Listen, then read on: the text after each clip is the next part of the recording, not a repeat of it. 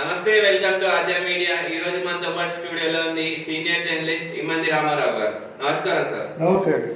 Sir, Ram Gopal Varma గారు లోకేష్ గారిని ఉద్దేశించి వ్యాఖ్యలు చేశారు సార్. ఏంటి సార్ ఆ వ్యాఖ్యలు? చాలా దరిద్రంగా ఉన్నాయండి అది. అంటే మీ నాన్న నిన్ను కనాలనుకోలేదు కానీ నువ్వు పుట్టావు అంటే ఎంత దూరం వెళ్తుందో తెలుసండి. వీడికి ఏదో రహస్యం తెలిసినట్టు ఆ రహస్యాన్ని తెలివితేటలుగా రివీల్ చేస్తున్నట్టుగా అనుకుంటున్నాడు ఆ పిచ్చాడు. ఏంటి ఆ పైశాచిక ఆనందం ఏంటి అంటే కేవలం చంద్రబాబు నాయుడిని, తర్వాత ఏమో లోకేష్ని, పవన్ కళ్యాణ్ని, ఈ ప్రపంచం ఈ ముగ్గురే చెడ్డవాళ్ళు ఉన్నారా? మిగతా వాళ్ళు ఎవరు చెడ్డవాళ్ళు లేరా? మిగతా వాళ్ళు చెడ్డవాళ్ళని మీకు 100 మంది లిస్ట్ ఇస్తాను, ఆ 100 మంది నీకు పారేయగలవా? అది నా ఇష్టం అంటావు నువ్వు. ఎందుకు వచ్చింది జన్మయ్యాలి? ఇది ఏం పుట్టావు? ఆయన హాయిగా సినిమాలు చేసుకోకుండా ఈ రాజకీయాల్లో అంటే సినిమాలు చేసుకుంటే వస్తాయి, దీంట్లో డబ్బులు వస్తున్నాయి కదా.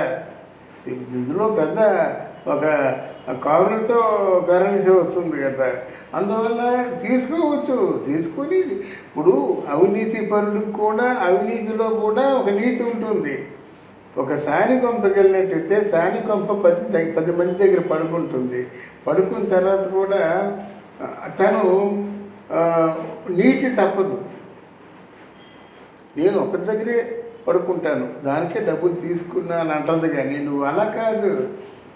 చంద్రబాబు నాయుడిని తిడతావు, లోకేష్ని తిడతావు, పవన్ కళ్యాణ్ని తిడతావు, ఎవరిని తిట్టమని డబ్బులు ఇస్తే వాళ్ళందరినీ తిడతావు అన్నమాట. సానికంటే అధ్వానం కదా నీ బతుకు. ఈ బతుకు తగలయ్యా, ఇది ఎందుకయ్యా? నువ్వు పెద్ద ఆర్జీబీ డెన్ ఒకటే నీ ముఖానికి.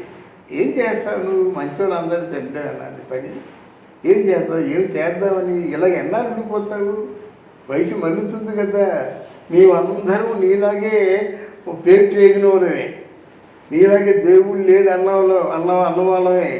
కానీ దేవుడు ఉన్నాడు మాకు రిపీట్. మేమందరం నీలాగే దేవుడు లేడని చెప్పిన వాళ్ళమే. కానీ ఇప్పుడు తెలిసింది మాట, తర్వాత తెలిసింది దేవుడు అంటూ ఉన్నాడని, వయసు అంటూ ఒకటి వస్తుందని, ఆరోగ్యం అంటూ చెడిపోతుందని, అప్పుడు దేవుడు తప్ప మరొకడు గతి లేదని, పక్కవాడి తాలూకు హెల్ప్ మనకు కావాలని, అప్పుడు మనిషి తాలూకు సహాయం, మనిషి తాలూకు మంచితనం, మన తాలూకు మంచితనం కూడా ఉపయోగపడుతుందని. అంతేగాని ఇవాళతో నీ జీవితం ఎండింగ్ కాదు కదా. మరొక 4 సంవత్సరాలు పోతే నువ్వు డాక్టర్ దగ్గరికి వెళ్ళాలి. డాక్టర్ దగ్గర కలిసి డాక్టర్కి దండం పెడతావు. నీకు ఎవడు ఉపకారం చేస్తే వాడికే దండం పెడతావు. పరిస్థితులు అలాగా ఉంటాయి మాట. ఎవడు నువ్వు పిలిస్తే పలికే దిక్కుంటే చాలు వాడు దండం పెట్టుకొని బాబు కొంచెం సహాయం చేయాలంటావు. అవన్నీ దృష్టిలో లేకుండా ఇవాళతోనే గడిచిపోతుంది అనుకుంటే అది చాలా మూర్ఘత్వం అన్నమాట. అది ఎంత మాట అన్నా నువ్వు. మీ నాన్న నిన్ను కనాలనుకోలేదా లోకేష్ని? నువ్వేం పుట్టావా? అందుకు నువ్వు బాధపడుతున్నావా? మరి మీ నాన్న నిన్ను కనాలనుకున్నాడా? మీ నాన్నకి నువ్వు పుట్టావా? అందుకు ఎవరు బాధపడుతున్నారు? ప్రపంచం అంతా బాధపడుతుంది. ఇప్పుడు అక్కడ లోకేష్ పుట్టినందుకు నువ్వు ఒక్కడే బాధపడుతున్నావు, కానీ నువ్వు పుట్టినందుకు ప్రపంచం అంతా బాధపడుతున్నమాట. ఎందుకురా నీ బతుకొస్తానా? ఓ 3 సినిమాలు ఆనిముత్యాలు లాంటి సినిమాలు తీశావు, దాంతో ఊరుకోవచ్చు కదా. ఈ అమ్మాయిల బ్రోతలు ఏంటి? ఈ అమ్మాయిలతో తిరగడం ఏంటి? ఈ అబ్బాయిలు ఈ విధంగా నీకు ఎవరు డబ్బులు ఇస్తే వాళ్ళు తిట్టడం ఏంటి? పైగా I like him, I love them అంటావా నువ్వు? ఎవరిని లవ్ చేస్తున్నావు? డబ్బులు లేకుండా నువ్వు లవ్ చేస్తావా? పైగా నీ అంత నువ్వే రెక్టిఫై చేసుకుంటావు. నేను లక్ష్మీ సంటే డబ్బులు తీసుకొని చేసావా? డబ్బులు ఇవ్వకుండా సినిమా తీసావా? డబ్బులు తీసుకొని చేయలేదు, డబ్బులు ఇవ్వకుండా సినిమా చేసావా? నీ డైరెక్షన్ డబ్బులు ఇచ్చారు కదా, నీ ప్రొడక్షన్ డబ్బులు ఇచ్చారు కదా, నువ్వెంతలో సినిమా తీస్తావు? రాత్రి సినిమా తీసి అందులో బారేస్తావు. అంత కలిస్తే 1 కోటి రూపాయలు తీస్తే 10 కోట్లు బిల్లు వేస్తావు. నీ సంగతి ఎవరికి తెలీదు? నీ సంగతి అందరికీ తెలుసు.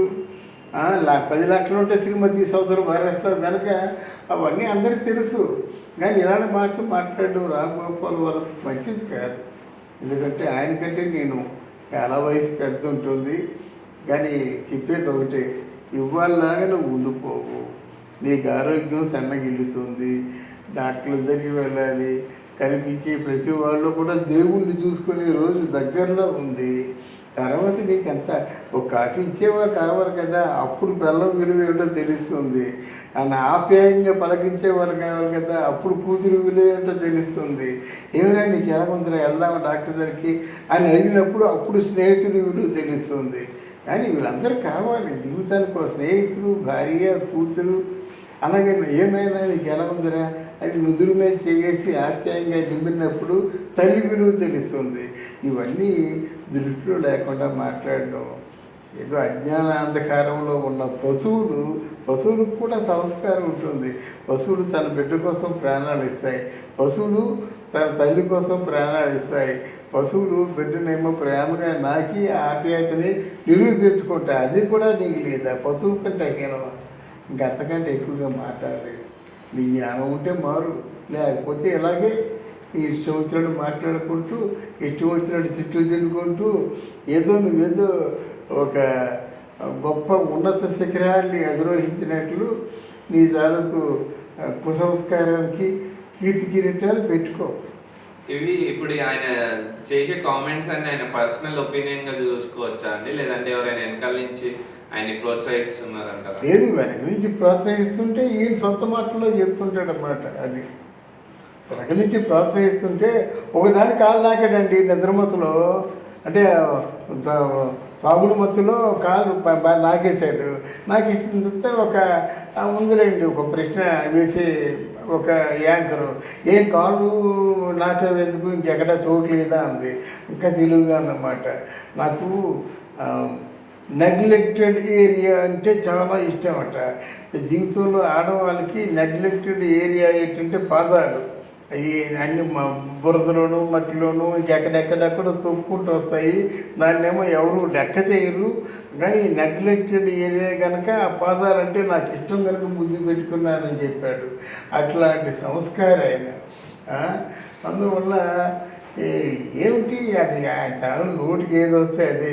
కానీ నా బాధ ఏంటంటే 20 మందిని ఇంటర్వ్యూ పిల్లలు పెట్టి 20 మందిని కౌగిలించుకోవడం, ముద్దు పెట్టుకోవడం, ఇంకేదో తాగేసి పూర్తిగా ఒక దాన్ని శాడిస్ట్ లాగా డ్యాన్సులు చేయడం, ఇవన్నీ ఎందుకు ఎవరి కోసం? ఎవరు ప్రతిఘటించే వాళ్ళు లేరా?